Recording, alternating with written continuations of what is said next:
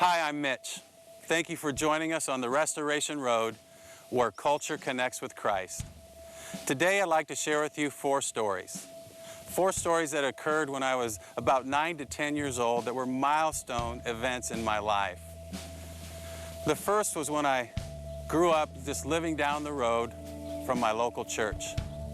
It was the summer, and I made my half-mile trek down the road to the County Line Church of God, where the doors were always unlocked, and oftentimes no one was inside. And that was the case that day. There alone in the church, I opened the double doors to the sanctuary, and I made my way down that aisle to the altar, and I got on my knees, and I said, "Hey God, what do you want me to do with my life?" And over the next period of years, I walked away as a rule-keeping, do the right thing kind of kid who had a stone heart, a perfectionist. And it wasn't until about my high school years that I noticed that there was also something else in my heart, and it was sand. Pictures of what was beneath my feet as I made that walk to the church. And 17 years later, after getting on my knees at that altar with God, I found myself beside my bed asking God that very same question. Hey God, what do you want me to do with my life? As you sit back today, I invite you to consider how your journey has been filled with sand and stone, and how maybe today you can take another step toward a heart of clay. I was about 9 years old, and I was in the storage room of my dad's office. It was the office supply storage room in my dad's office. And there I saw it, a beautiful, green, shiny metal box. It was probably a recipe box that they used to put receipts in from auctions. But I thought, oh, that would be beautiful to use to house my new rock collection. I didn't have very many rocks, but I planned on getting some and getting those polished kind that looked really shiny. So I took it, and I went home and put it in my closet. I remember exactly where I put it. And a couple days later, I went to church, where my good friend's dad led junior church. And he talked that day on the parable of the prodigal son. And he reenacted it as if it were done in modern day. I remember laughing, just being so engaged. But then at the end, I remember shaking and having a quiver in my throat, because I realized as a perfectionist child that I had done something really wrong. And so I went up to my friend's dad after his lesson, and I said, I got a question for you. What if you did something that was wrong, but you weren't quite sure at the time that you did it, that it really was wrong? How's God look at that?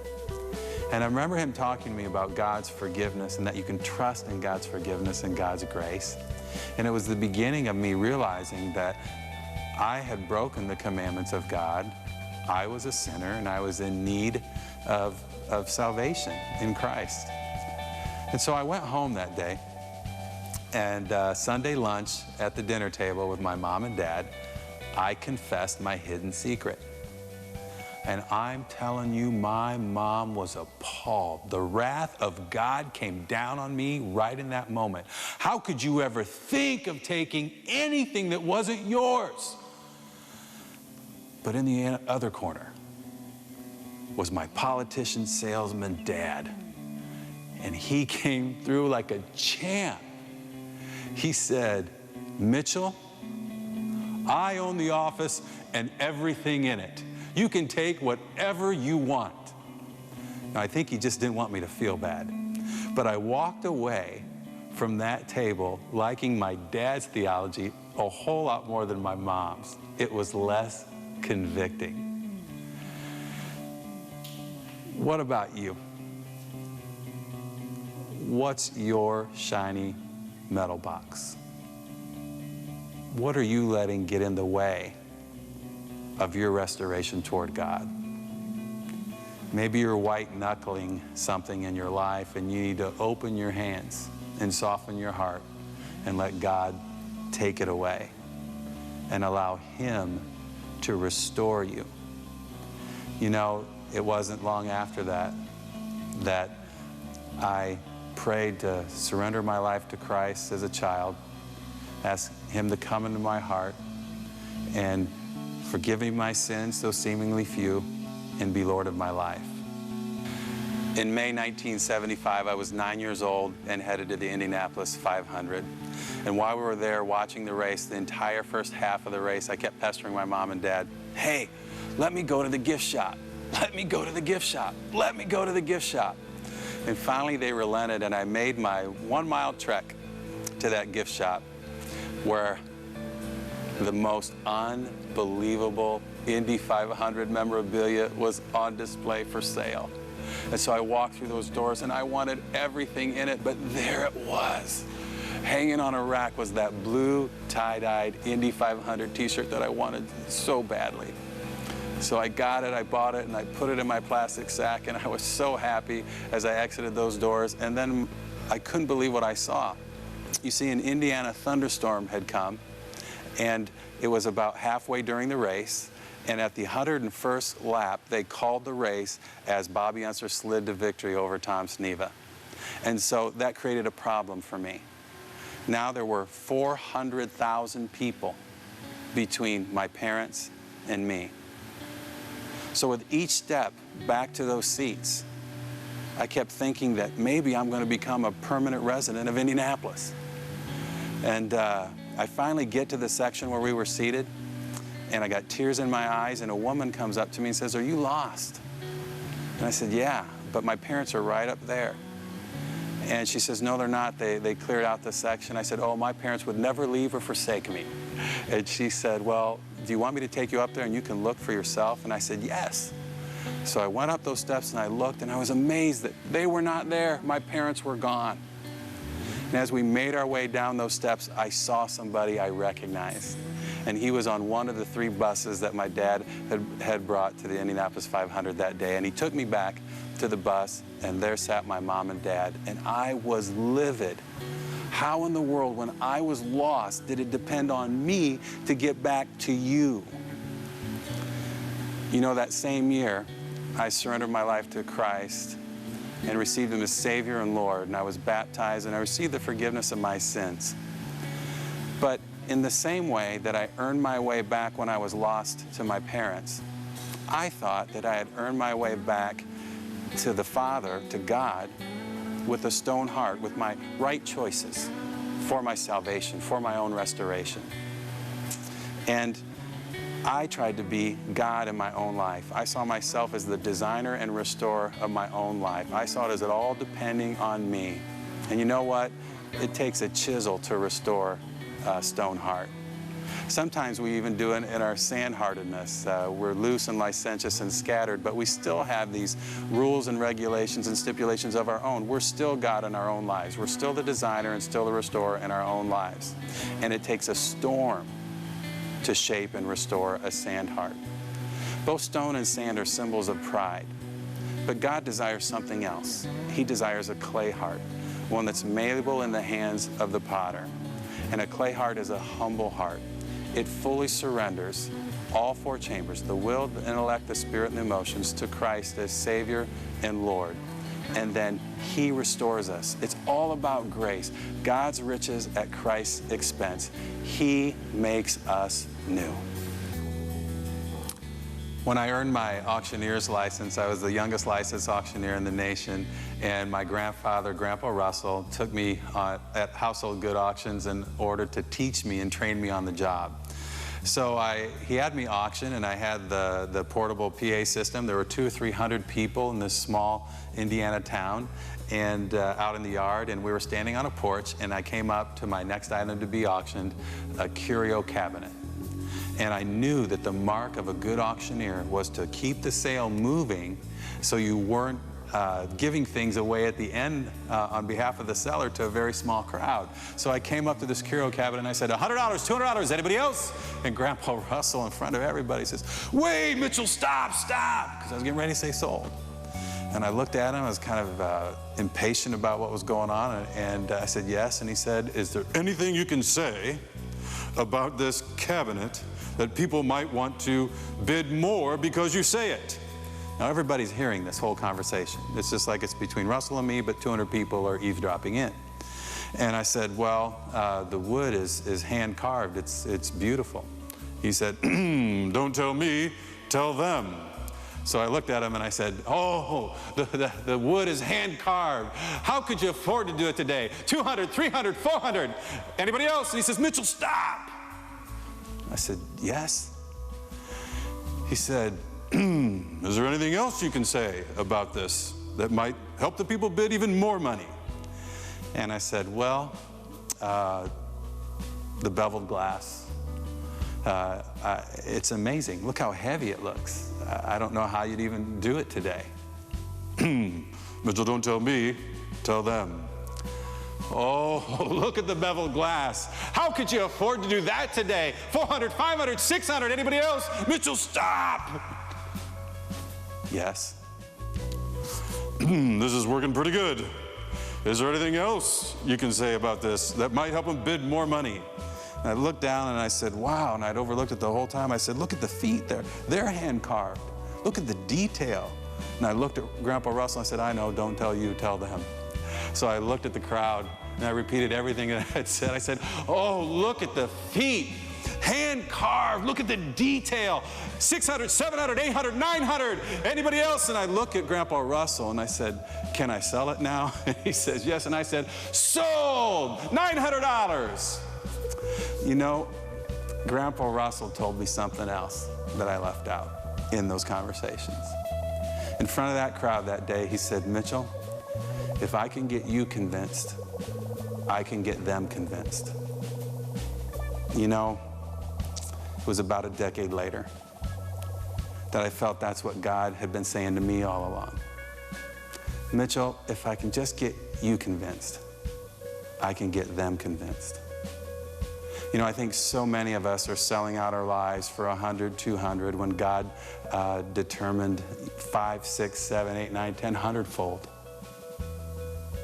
And I think he's really asking you today, saying to you, hey, if I can get you convinced, I can get them convinced. On May 17th, 1996, a loss changed my life forever. One of my best friends, Scott Brayton, who talked with me about every other day, had just won back-to-back Indianapolis 500 pole positions, a feat that was only accomplished by a few other drivers. And it was during the same time that we were having our Auburn Spring Motor Fair collector car auction. And I was at my desk getting ready to go out to the memorabilia portion of the auction when I received a intercom call from my high school friend who had worked with Cruise International, Tom, and he said, my cousin just called me and said that Scott was in an accident at the track, but I'm sure everything's okay. So I called every number I had for Scott. I called his cell, his home, his apartment in Indy, the garage in Indy, his office, and it was kind of unique that I never really received a response.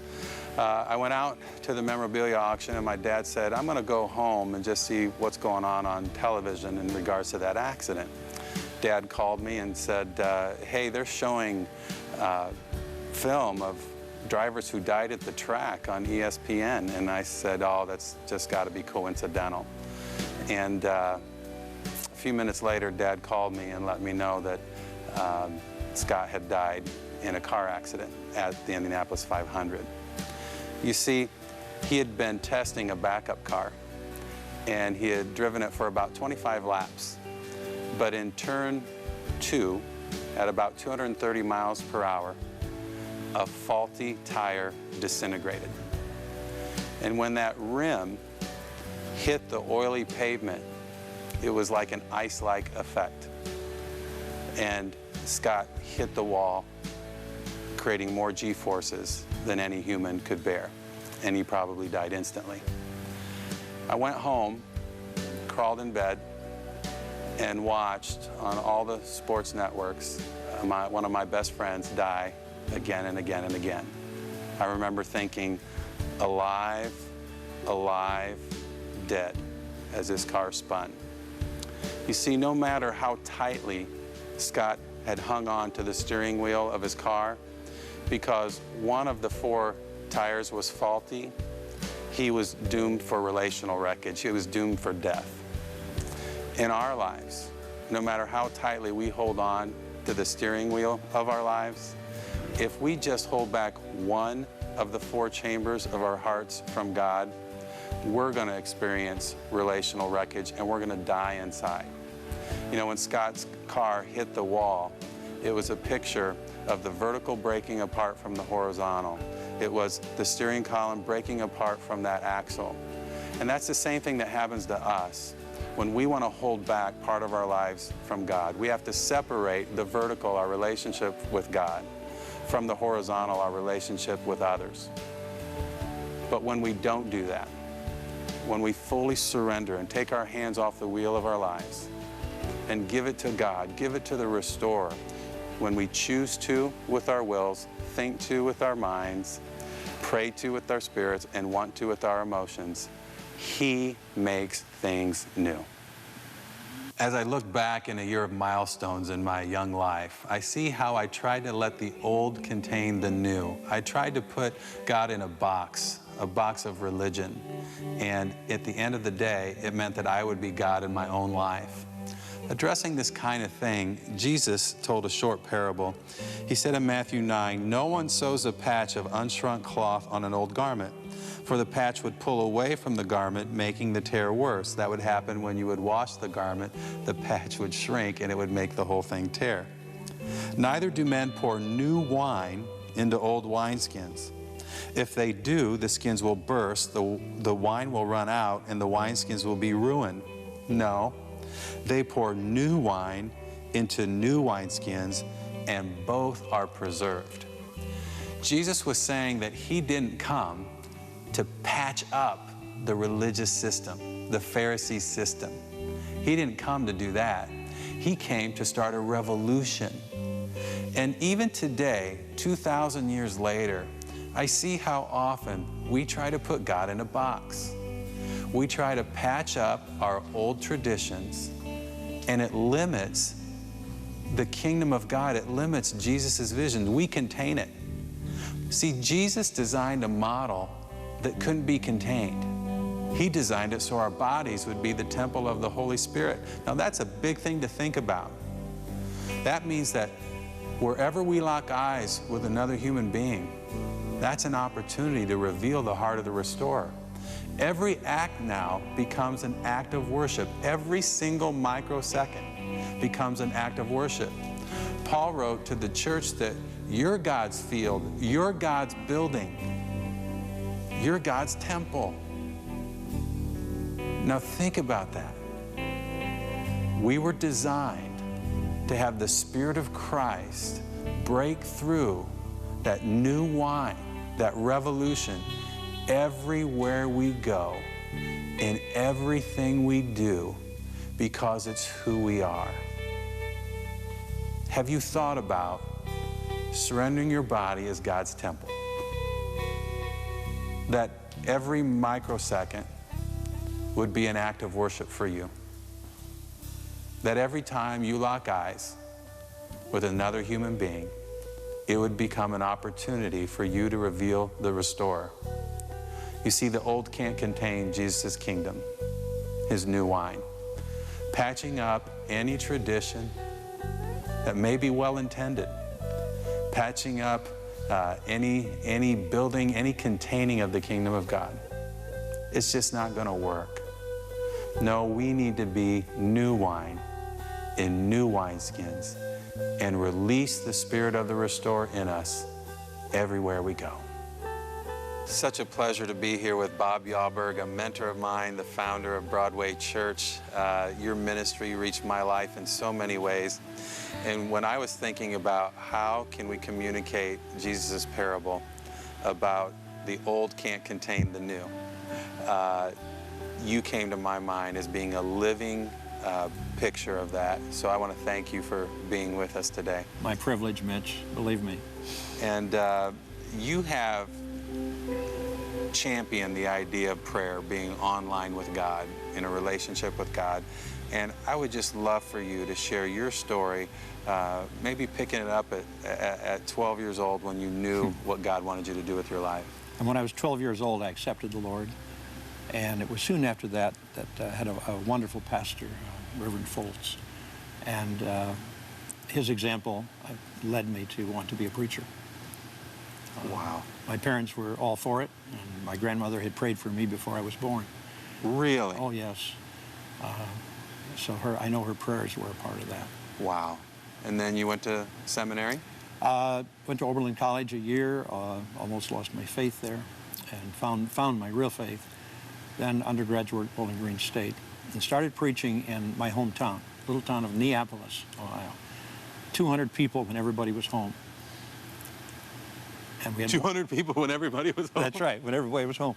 And we had one church there, little Neapolis Church of Christ. And my cousin was an elder, and they couldn't get a preacher. He said, would you come and preach? Just try it out.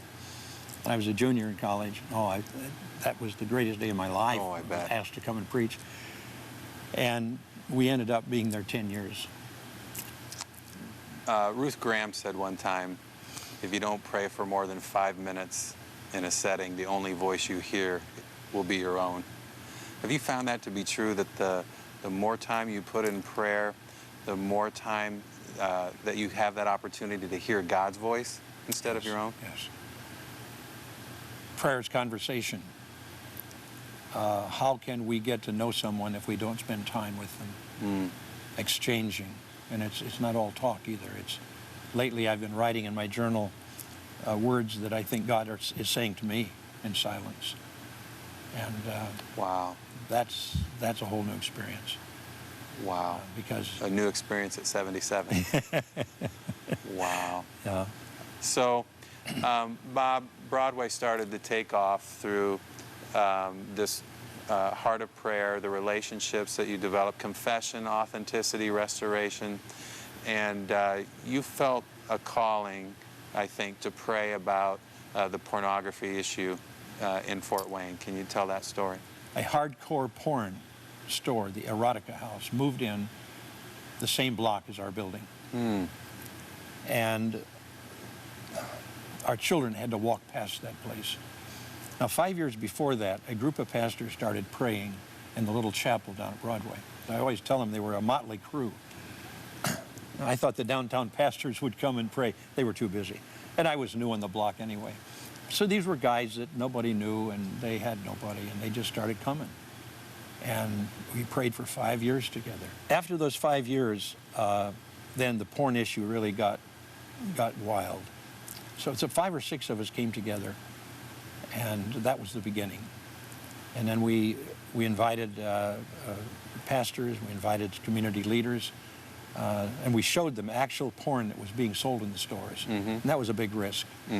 But they had no idea what filth was being peddled in our city. So out of those 5 years of prayer, the battle started. And Steve Sims ran on the ticket of enforcing the obscenity laws of the state of Indiana in Fort Wayne. So we held him to that.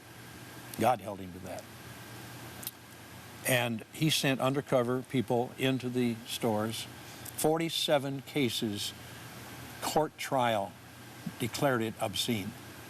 The Supreme Court said each community has to determine their own standards. We determined it by court of law. Okay.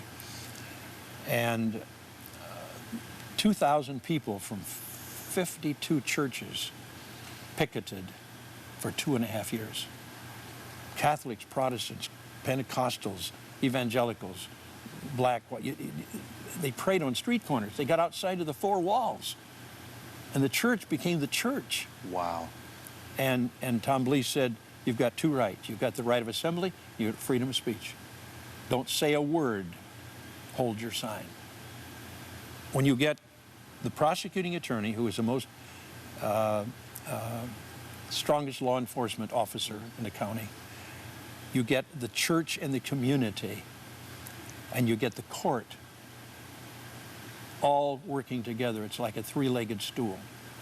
And organized crime cannot fight that. Mm-hmm. And this was organized crime. Mm-hmm. It went all the way to the U.S. Supreme Court. It did? Yes. And I sat in the chambers of the U.S. Supreme Court with Moses holding the Ten Commandments above the justices. And it was determined legal. Really? This is a story that hasn't been told nearly like it should be. How'd you feel about that? Well, it was very fulfilling to finally see that the court of law upheld the work that Steve Sims had done in Fort Wayne. And it became a model for other cities. That's just amazing on how God's grace works. You know, I look at your life and I see how prayer has been the engine for all of it. You've been online with God your whole life, and these amazing stories of restoration took place out of that life of prayer.